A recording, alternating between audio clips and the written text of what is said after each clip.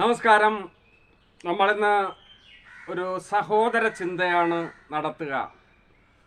ഒരു സ്ത്രീ ജാതകത്തിൽ നമുക്കറിയാം, ഏത് കാര്യം നോക്കണമെങ്കിലും, ജാതകത്തിൽ ഏത് കാര്യം നോക്കണമെങ്കിലും, അത് വിവാഹമാകട്ടെ, ജോലിയാകട്ടെ, വിദ്യാഭ്യാസമാകട്ടെ, മാതാവാകട്ടെ, പിതാവാകട്ടെ, സഹോദരങ്ങളാകട്ടെ, എല്ലാത്തിനും 12 ഭാവങ്ങളിലായി ഈ കാര്യങ്ങൾ ആചാര്യൻ ഒരു മനുഷ്യ ജീവിതത്തെ സംബന്ധിച്ചിടത്തോളമുള്ള എല്ലാ കാര്യങ്ങളും 12 ഭാവങ്ങളിലായി വിവരിച്ചിട്ടുണ്ട്.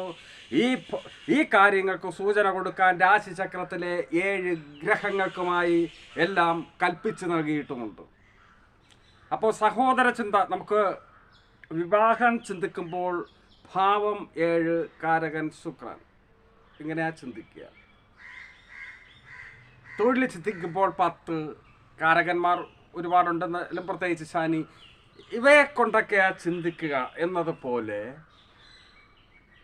സഹോദര ചിന്ത നടത്തുന്നതിന് 2 ഭാവങ്ങളുണ്ട്. 3-ാം ഭാവം കൊണ്ട് ഇളയ സഹോദരങ്ങളെയും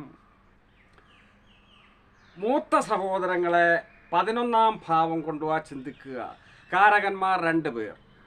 മൂത്ത സഹോദരനെ അത് പക്വമതിയും മറ്റുമൊക്കെ ആയതുകൊണ്ടായിരിക്കണം ഗുരുവിന് കൽപ്പിച്ചു നൽകുകയും, ഇളയ സഹോദരൻ കുസൃതിക്കാരനായിരിക്കുമല്ലോ, എടുത്തുചാട്ടത്തിൻ്റെയും ഒക്കെ ആളായ കുജനാണ് അതിൻ്റെ കാരകത്വം കൽപ്പിച്ച് നൽകിയിരിക്കുക.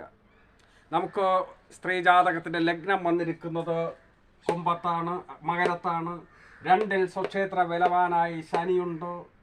ചന്ദ്രൻ 4-ൽ നിന്നുകൊണ്ട്, 4 ഇഷ്ടസ്ഥാനമാണ്, ഉച്ചത്തിലേക്ക് സഞ്ചരിക്കുകയാണ്. ഗുരു 10-ലുണ്ട്. ബാക്കി രവി, കുജൻ, ശുക്രൻ, ബുധൻ എന്നീ ഗ്രഹങ്ങൾ 12-ൽ. 3-ലേക്ക് നമുക്ക് വേറൊന്നും നോക്കണ്ട. 3-ലേക്ക് നമുക്ക് കണ്ണുകൾ പായിക്കാം. 3-ൽ നോക്കിയപ്പോൾ അവിടെ ആരുമില്ല. 3-ാം ഭാവപതി 10-ലുണ്ട്. ഗജകേസരി യോഗം പ്രദാനം ചെയ്യുന്ന ജാതകമാണ്. ലഗ്നാധിപൻ ദുസ്ഥാനത്തല്ല. 3-ലേക്ക് ഏതെങ്കിലും ഗ്രഹം ദൃഷ്ടി ചെയ്യുന്നുണ്ടോ? ഉണ്ടോ?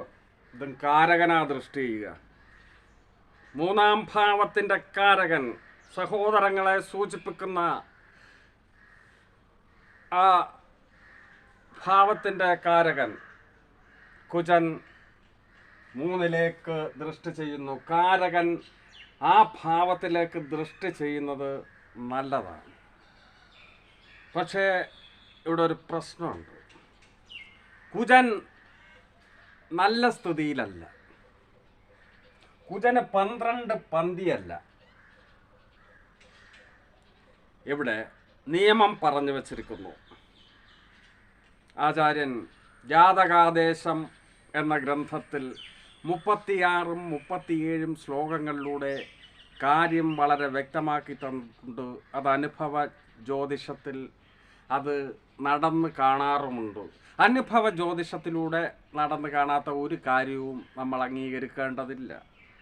ആചാര്യൻ പറയുന്നു, ഒരു ഗ്രഹം ബലവാനായി ഇഷ്ടസ്ഥിതനായി ആ ഭാവത്തെ നോക്കുകയാണെങ്കിൽ, കാരകത്വം വഹിക്കുന്ന ഭാവത്തെ നോക്കുകയാണെങ്കിൽ, ആ ഭാവത്തിന് പുഷ്ടിമ പറയണം. ആ ഭാവം ആ ജീവിതത്തിലുണ്ടാകും. മറിച്ച് കാരകനാണെങ്കിൽ പോലും ഇഷ്ടസ്ഥിതനല്ലാതെ ആ ഭാവത്തിലേക്ക് നോക്കിയാൽ ആ ഭാവം അനുഭവപ്പെടില്ല എന്ന്. അപ്പോൾ ഈ ജാതകക്കാരിക്ക് സഹോദരങ്ങളില്ല. നോക്കൂ. അപ്പോ ഇങ്ങനെ ഒരു ജാതകവുമായി നമ്മുടെ അടുത്തേക്ക് ഒരു കുഞ്ഞിൻ്റെ അച്ഛനമ്മമാർ വരികയാണെന്നിരിക്കട്ടെ, ദൈവജ്ഞൻ്റെ അടുത്ത് വരികയാണ്. അപ്പോൾ നമുക്കിപ്പോൾ ഈ ജാതകം കണ്ടിട്ട് പറയാൻ കഴിയണം, ഇനിയൊരു കുഞ്ഞുണ്ടാകുന്നതോ ഈ കുഞ്ഞിന് ശേഷം മറ്റൊരു കുഞ്ഞുണ്ടാകുന്നത് ബുദ്ധിമുട്ടേറിയ സംഗതി ആയിരിക്കണമെന്ന് ദീർഘവീക്ഷണത്തോടെ ദൈവജ്ഞന് അവരോട് പറഞ്ഞു കൊടുക്കാൻ കഴിയണം. ഒരു ഭാവം എങ്ങനെയാണ് ചിന്തിക്കേണ്ടതെന്ന് വളരെ ലളിതമായി മനസ്സിലാക്കി തരാനുള്ള എൻ്റെ ശ്രമമാണ്. വിജയിച്ചോ ഇല്ലയോ എന്നെനിക്ക് തിട്ടമില്ല.